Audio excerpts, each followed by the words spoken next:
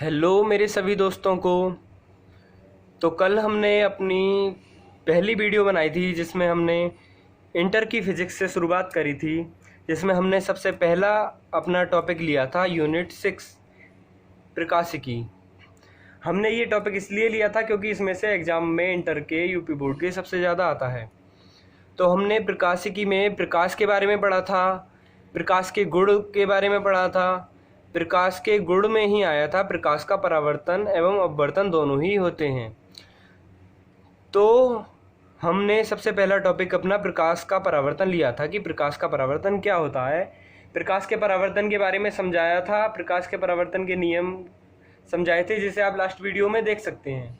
और हमने यह भी बताया था कि समतल दर्पण में प्रतिबिंब का बनना, वो भी आप लास्ट वीडियो में देख सकते हैं। तो आज हम प्रूव करेंगे, जैसा कि हमने कल बताया था, कि समतल दर्पण में प्रतिबिंब उतनी ही दूर बनता है जितनी ही दूर वह दर्पण से स्थित होता है। जैसे कोई बिंदु है, वह दर्पण से 5 मीटर दूर है, तो आभासी प्रतिबिंब जो है दर्पण में 5 मीटर ही दूर बनेगा। तो हम इसे आज प्रूव करेंगे। तो हम सबसे पहले प्रूव करने के लिए प्रतिबिंब बना लेते हैं समतल दर्पण में।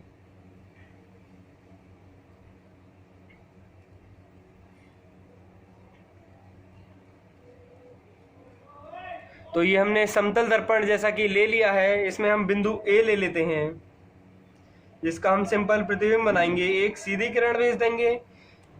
अब इसमें आपतन कोण है 0 डिग्री हो जाएगा, तो 0 डिग्री हो जाएगा तो ये ऐसे ही लौट जाएगी, क्योंकि 0 डिग्री पर ही लौटेगी। तो सिंपल है, इसी मार्ग में इसी पथ पर लौट जाएगी।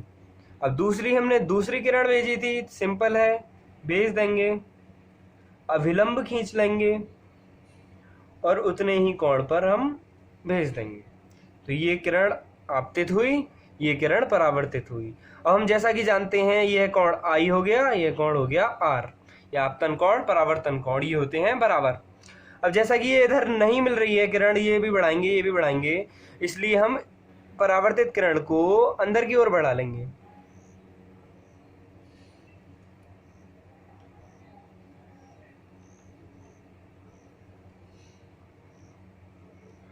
अब हमने बढ़ा लिया है, तो जैसा कि ये लगभग बराबर मिलेगा, हमने नाप कर नहीं बनाया है, ये यहाँ पर मिलेगा, तो इसका हम नाम दे देते हैं ए डैश। सभी बिंदुओं का हम नाम रख लेंगे। इसका हम रख लेते हैं एम, इसका एन, इसका एन डैश, हम कुछ भी रख सकते हैं इसका नाम हम बी रख लेते हैं। अब हमें इसे सिद्ध करने के लिए कुछ रचना करनी पड़ेगी। जैसा कि अविलंब इधर है तो ये अविलंब इधर भी आ सकता है। तो हम सिंपली कुछ नहीं करेंगे, बस इस अविलंब को बढ़ा लेंगे। हमें इतनी सी रचना करनी है।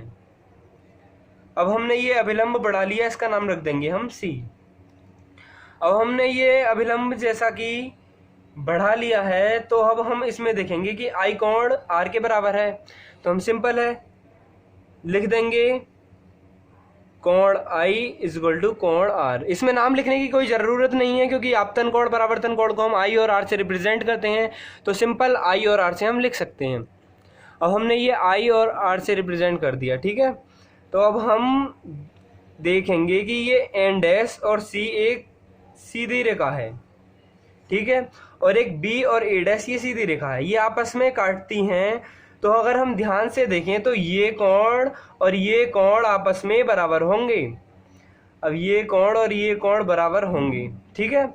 तो हम देखते हैं क्यों होंगे बराबर, क्योंकि ये शीर्षाभिमुख कोण है, ठीक है। तो हम इसे सिंपली लिख देते हैं कोण N dash N B is equal to कोण ए डैश एन सी, ठीक है। अब हमने सिंपली लिख दिया है। अब हम जो करेंगे, हम देखेंगे कि एन डैश एन एम दोस्तों ये है। अब ये कितना है हमारा, ये हमने अविलंब खींचा था तो ये 90 डिग्री होगा। अब ये 90 डिग्री है क्योंकि हमने लंब खींचा है। अब ये 90 डिग्री है, ठीक है। अब हम क्या करेंगे, सेकंड स्टेप में हम ये करेंगे कि एन डैश एन एम, ये हमारा 90 डिग्री है, इसे सिंपली लिख देंगे इज इक्वल टू 90 डिग्री, ठीक है। अब हम एक कोण देखेंगे कि सी एन एम, ये भी कितना है 90 डिग्री, ये इधर भी अभिलंब है, ये समतल है, समतल दर्पण में जब अभिलंब खींचा है तो 90 डिग्री है। सिंपल है, लिख देंगे हम C N M is equal to 90 degree. अब हम क्या करेंगे, अब हम ध्यान से देखेंगे। अब एक कोण देखते हैं हम ए एम एन, ये कितना है दोस्तों 90 डिग्री, और ए डैश एम एन ये भी है 90 डिग्री, क्योंकि सीधी है 0 डिग्री है। जब ये 0 डिग्री है तो ये 90 डिग्री होगा, तो आपतन कोण 0 डिग्री है तो ये 90 डिग्री होगा। तो सिंपल है, ये हमने इधर बढ़ाई है तो ये भी 90 डिग्री होगा। तो अब हम देखते हैं इसमें, ये 90 डिग्री हो गया, ठीक है।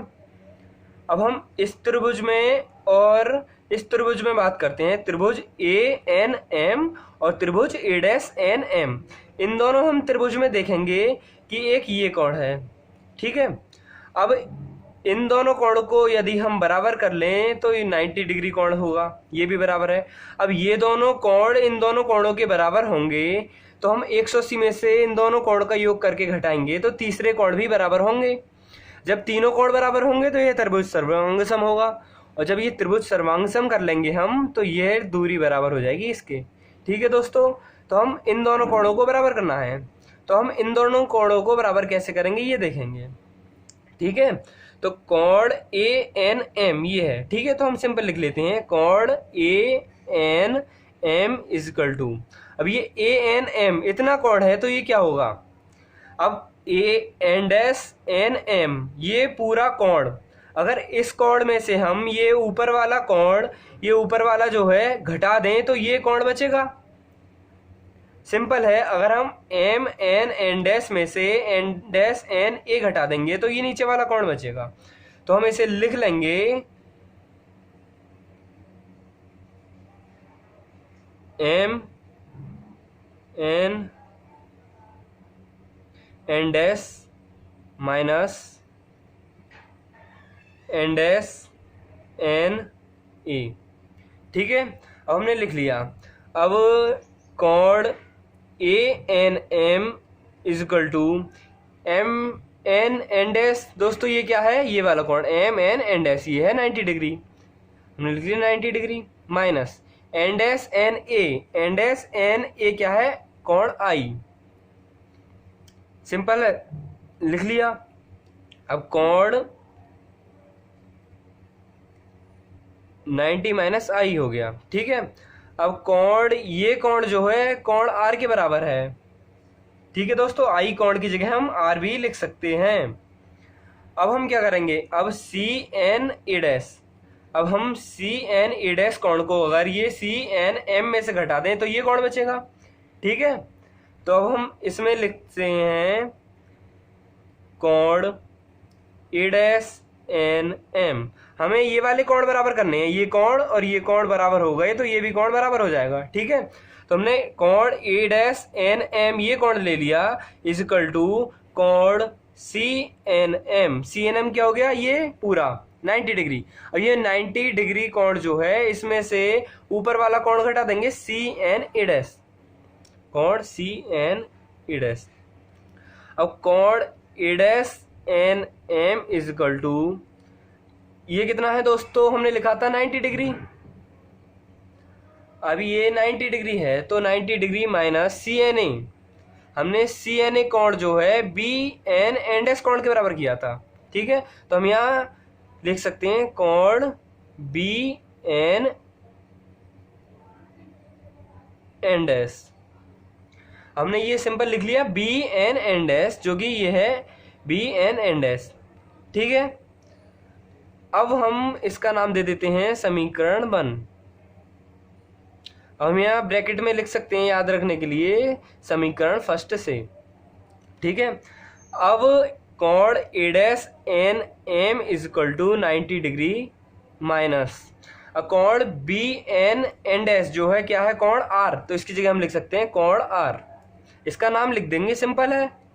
अब कोण A dash N M is equal to 90 degree minus I, अब हमने आई कहाँ से ला दिया, क्योंकि आई और आर इजकल टू होते हैं तो इसलिए हम ब्रैकेट में लिख देंगे आई इजकल टू आर, क्योंकि आई और आर बराबर होते हैं इसलिए हम आर की जगह आई भी रख सकते हैं। अब दोस्तों हम इसे समीकरण 2 नाम दे देते हैं और ये हमारी समीकरण हो जाएगी 3। अब जब 2 और 3 समीकरण को देखेंगे कि एक पक्ष जो है दोनों का बराबर है, 90 माइनस आई 90 माइनस आई। जब 90 माइनस आई है दोनों के बराबर में तो ये कोण जो है इसके बराबर हो जाएगा। तो हम सिंपल है लिख लेंगे कोण A N M is equal to कोण ए डैश एन एम। ठीक है, हमने लिख लिया। हम ऊपर लिख देंगे समीकरण 2/3 से।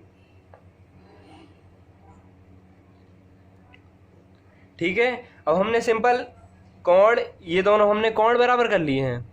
अब जब ये दोनों कोण बराबर कर दिए हैं तो हम आगे देखते हैं कि अब हमने फिगर में जो लिया है, हमने कोण ये वाला बराबर हो गए हैं, ये वाला कोण और ये वाला कोण बराबर कर लिए हैं। तो अब हम लेंगे त्रिभुज A M N.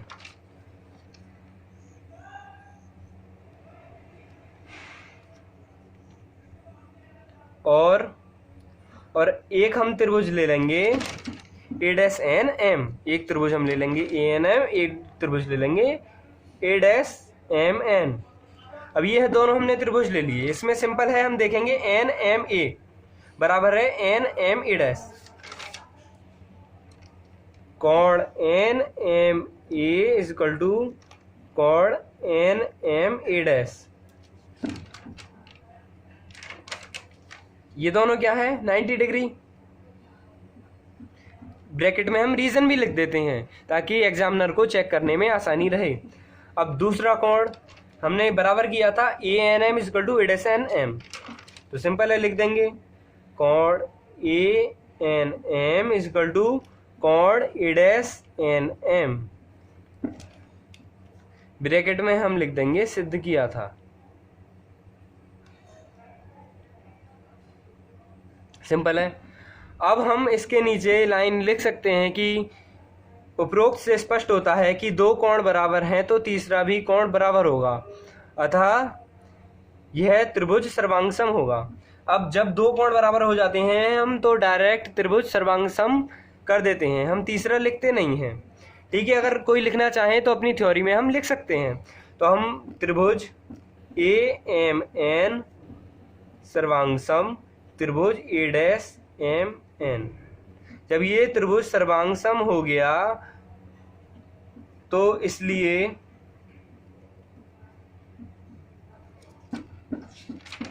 A M बराबर हो जाएगी ए डैश एम के।